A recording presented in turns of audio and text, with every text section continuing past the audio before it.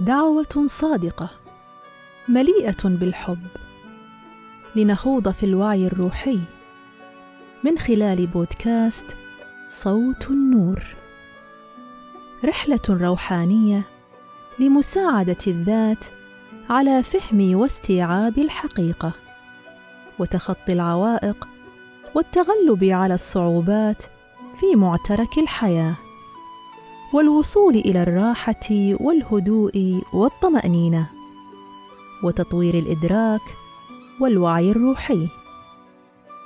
لذا تعالوا معي في هذه الرحلة الروحية والاستماع لهذا الصوت لترقوا بوعيكم.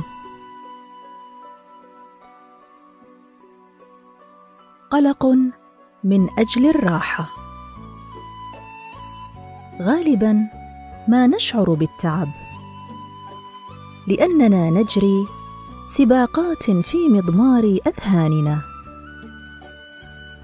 التفكير في الأشياء التي يجب القيام بها، وما تم القيام به، وما يجب القيام به، ما يفعله الآخرون، ما يجب عليهم فعله.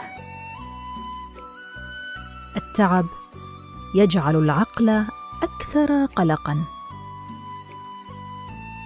لماذا لا تأخذ استراحة من التفكير؟ أبطئ أفكارك واترك فكرك ينتقل من القلق إلى الراحة.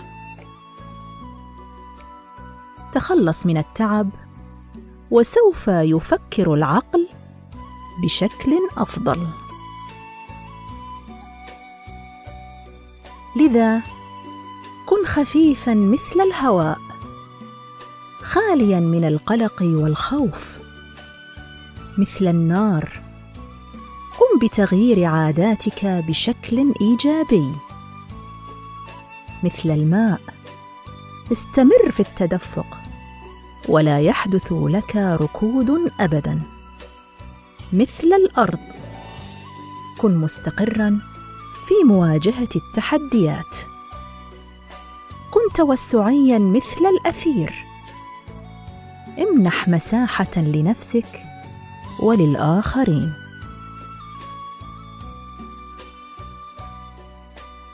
وفي نهاية الحديث أود أن أشكركم، وأتمنى أن يكون صوت النور قد أضاء نور أرواحكم.